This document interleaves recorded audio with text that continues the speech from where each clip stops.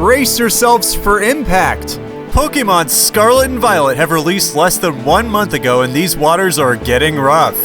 Speculations, day trading, sales figures. We're heading in fast and this won't be an easy ride.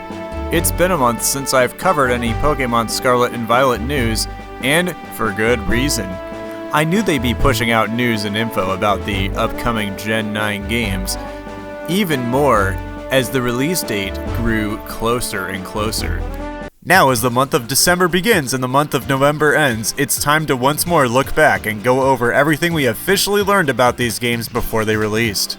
Unlike last time where I started with the most recent stuff first and worked back, since this is the final major news recap, I'll start from the beginning and work forward. For those just joining me today, and for those who need a refresher since it's been a while, let's first start with everything we already knew up until this month.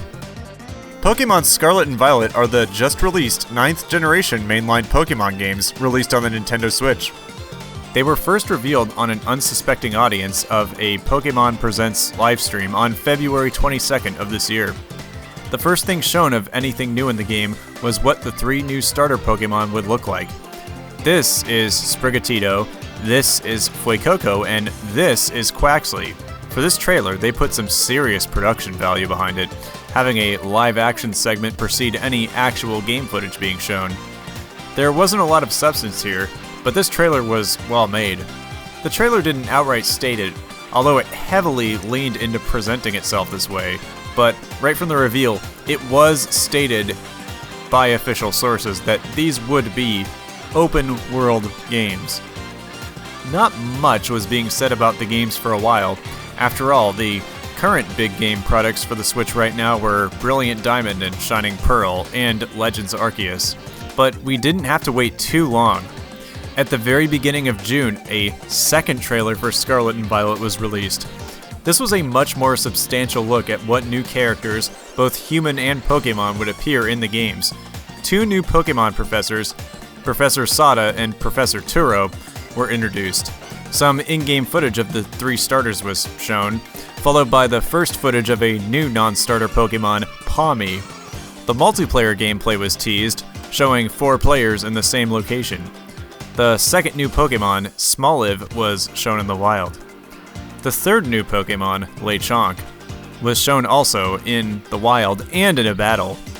The trailer wrapped up nicely, or so it seemed, but there was more at the end. In a computer-animated segment, the 2 front-of-the-box legendaries were revealed, Koraidon and Miraidon. The game's academic theme was directly hinted at the way the trailer transitioned to showing the game box art at the end. This was still before anyone at Pokemon Company had really been straightforward with the game, what it would be about and what its features would be. For that, it would take a couple more months. But after those couple of months, that is when the Pokemon Company went hard.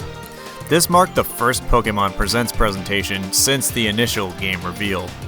And it was here where they started letting loose with details about the games. This kicked off with yet another new trailer. This gave a much clearer look at the direction and atmosphere of the games, and showcased how the new legendaries would be rideable and designed to help traverse different types of environments. There were a lot of shots showing specific places both in man-made and natural settings in the new region, whose name was officially revealed to be Paldea. And of course, most importantly, this marked the first looks at more new Pokemon. Spotted towards the beginning in this shot was the new Paldean version of Looper. Next in this shot was the new hilariously named Fido. What's funny about Fido? Well, it's a joke name, sir. We also saw another new Pokemon, Titan, in action, as well as got a glimpse at a new transformation mechanic and the return of raid battles. Immediately following this trailer was another video explaining the game for the first time ever in detail. It was also revealed that as a pre-order bonus we could get a Pikachu that could use Fly, which is a nice callback to the days of Gen 1 here in the US. This was 7 minutes straight of hype. They straight up explained the emphasis on legendary Pokemon transportation. It was here where it was revealed the premise of the player character being a student at an academy, and more importantly, the more open-ended structure the game's story progression would take. In recent times, Pokemon has been a more linear story progression, so many of us were excited to see something different. We got a closer upshot of the new Paldean form of Wooper, Fido and Titan got named officially, and the 3 starters were officially introduced by name. A lot of time in this video was dedicated to the emphasis on multiplayer gameplay. I've been noticing a slow push towards integrating multiplayer into these games for a while, first with Dynamax Adventures and then with the Grand Underground, and I hope in the future of this series multiplayer and single player becomes more and more seamless. Replacing Mega Evolutions and Dynamaxing is the new Terastallizing mechanic, which in my opinion is a better take on the idea. This time around it's less of a gimmick and more of a core gameplay feature. Every Pokemon can do it, and there's many possible types a single Pokemon's Terra form could be, making collecting even more robust than ever before.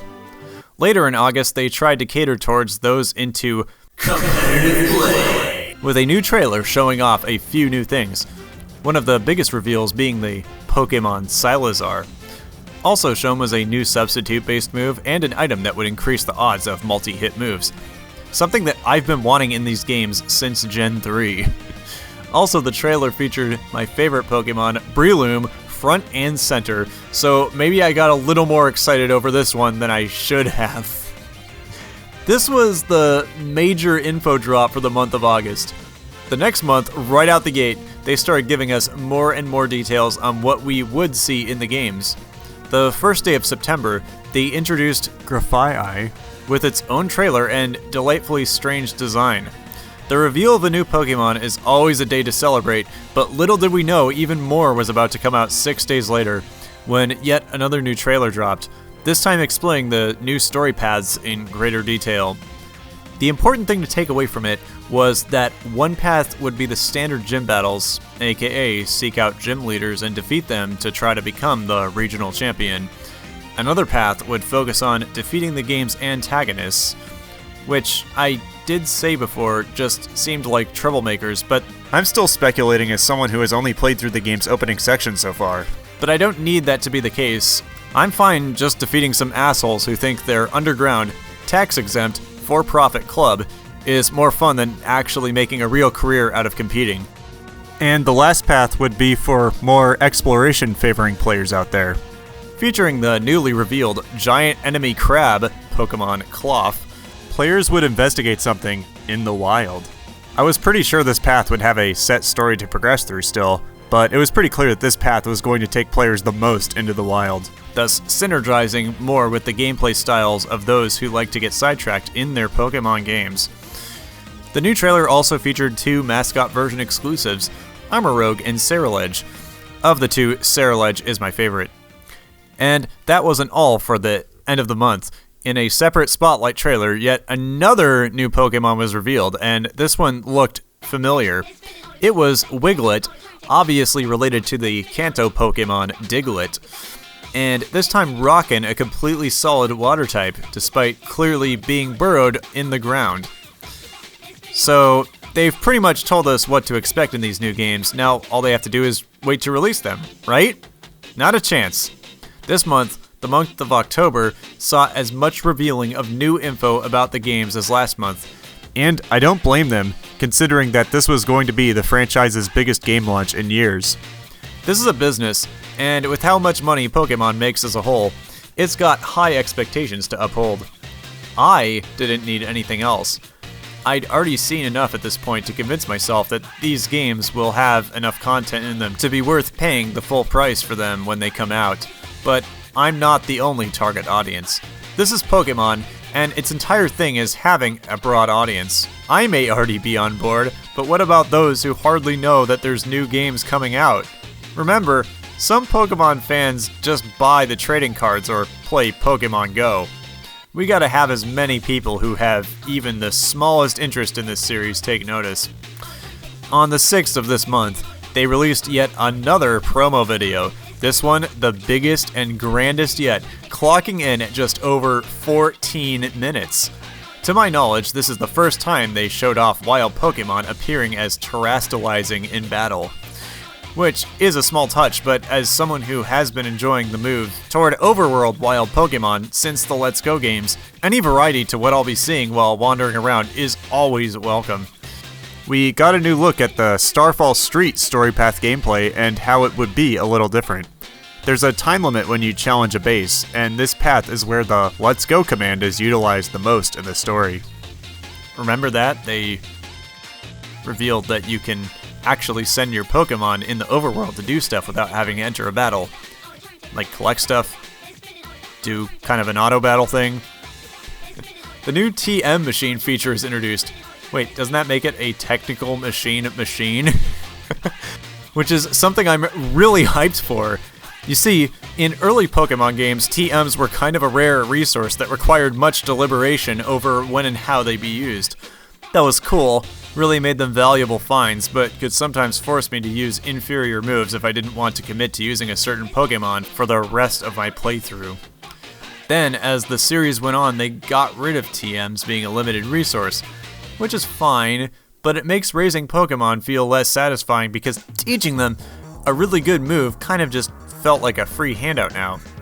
Brilliant Diamond and Shining Pearl did an odd thing in that it brought back TMs as consumable items, which kind of felt lame when the other Gen 8 games did not have that design choice, creating a weird lopsided tier system where these remakes were the worst games to raise new Pokemon in, at least to my knowledge.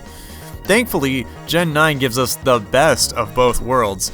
I can have the satisfaction of actually earning new moves that feel valuable, while at the same time making them an unlimited resource, which only now have to be crafted, which is a perfect fit for a game focused more on open world exploration.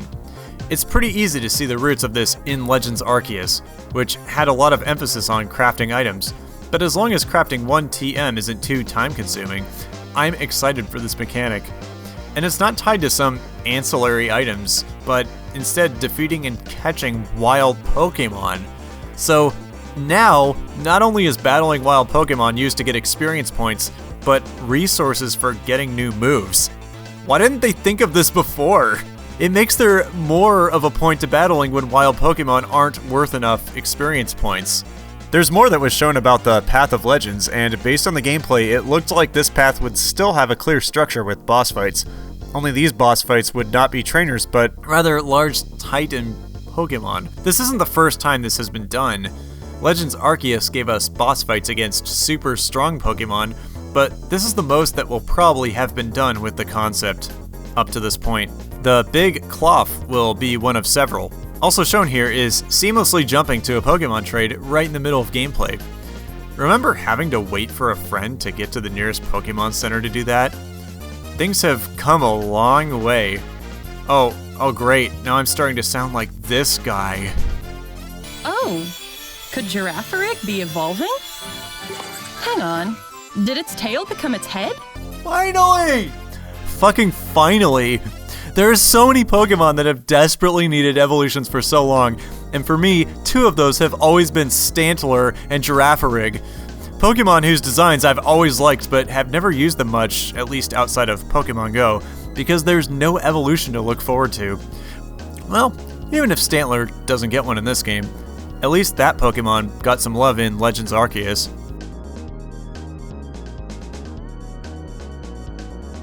Next, they showed off the gym path. Less to comment on here, this is pretty self-explanatory. You have to pass a specific test, then battle the gym leader. This trailer isn't a constant info dump as much as a slow feed, showcasing a lot more raw and uninterrupted gameplay than has ever been seen in previous promotional material. After the gym battle, there's a little showcasing on how there's way more customization of player character appearance than ever before. It used to be just pick a few different hair and skin tones for either the male or female avatar, but now it's actually something you can mess with for real. Next up was what I like to call the chill mechanics, the extra stuff you can do outside the main gameplay loop to just chill with your Pokemon. Sword and Shield did this, but holy fucking Arceus, I am excited to picnic with my Pokemon. This feels like something straight out of the Pokemon anime, and I'm so down with that.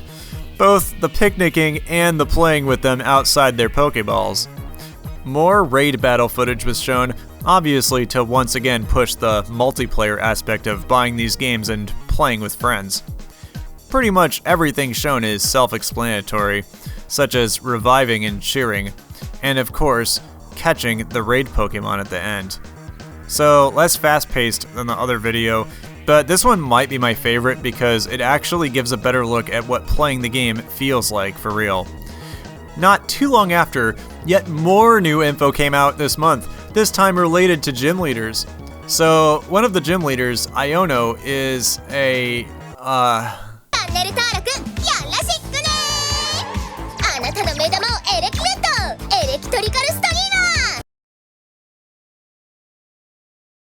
I'm supposed to guess Iono's partner Pokemon. Well, it's not actually shown this time. That's the point. You're supposed to wait for the next video to find out. In the next trailer, it's revealed that this question was totally rigged. That's right, we've never seen this Pokemon before, and this is a new Pokemon reveal. Not gonna lie, this one doesn't do it for me. That's right, for the first time, this is a new Pokemon design revealed that I'm not really a fan of. But it's hard to care that much when, so far, they've really been knocking it out of the park with every other new Pokemon design revealed. And the new one shown off after Bellibolt more than makes up for the underwhelming feelings I had. But we'll get there in a minute. Pokemon fan site Cerebi.net got to actually have a hands-on gameplay session with the new games. That's right, the legend Joe Merrick himself got on camera and nerded out about his first time with Scarlet and Violet. The resulting video is around 13 minutes long, but I think it's worth a watch if you don't mind spoilers beyond the official game promo videos. Well, like I mentioned earlier, there was a new Pokemon shown this month after Bellibolt, and this one more than makes up for how underwhelming Bellibolt was to me.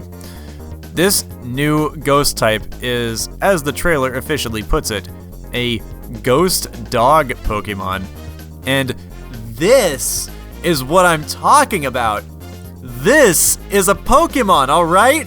It looks like something, but has a lot of style to it, with the candle on its back and the jagged mouth. This is how you make a new Pokemon!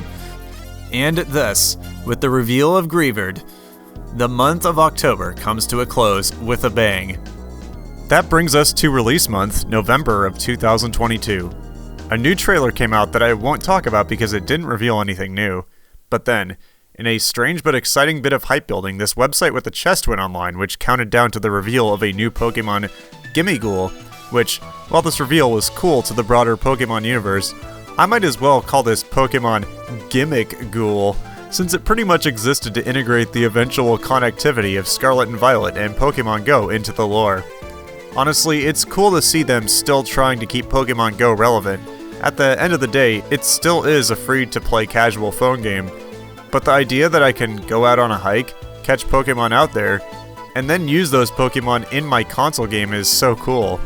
I'll never be as hardcore of a Pokemon Go player as I once was, see this video for details, but I'll also probably keep playing it from time to time. I recently got this sick shiny Dratini from the community day they had not too long back. As the release date fast approached, one last big set of announcements happened about a week from launch. I'm about to do something that's very considerate of those who haven't played the games yet. I'm not going to spoil the specific details about these Pokemon that were revealed. They're related to research within the game's story, and the last thing I want to do is ruin these games for people with jobs or other responsibilities who haven't had time to sink into Gen 9 since its release. However, the first big raid event was announced. Charizard. Wait, no one cares? Well, what if I said that Charizard can't normally be obtained in Paldea? This raid event is actually out now as of the 1st of December, but it will run again later in the month, so for those like me that are still behind on Scarlet and Violet, we'll have a second chance. And that just about does it. It's crazy to look back on a time when, for all we knew, these games might just be another boring retread of the Sword and Shield formula. It really was exciting to find out that Generation 9 was going to try new things, and that I think is what made the pre-release news cycle more exciting than ever. So, the games are out now, and what do I think about them? Well, I've been thoroughly documenting my time with these new games, and soon we'll be releasing new content on a pretty consistent basis, going over each stage of my initial playthrough, and my impressions throughout. If you don't want to wait until then, I've recently released episode 7 of my new podcast, Shiny Hunt, which you can listen to either here, a link is on my channel page, or on Apple Podcasts. Just search for Bean Dude and it should come up. In the meantime, I need to get ready for all the post-release stuff happening now. This is no longer the age of CRTs and standard definition quality web video and DVDs. We are in the future, and while Pokemon may not be with the times in many ways, it does have online content for its games. There's going to be a lot to talk about, so until next time, don't run out of balls, because finding a shiny without balls takes balls. Good night.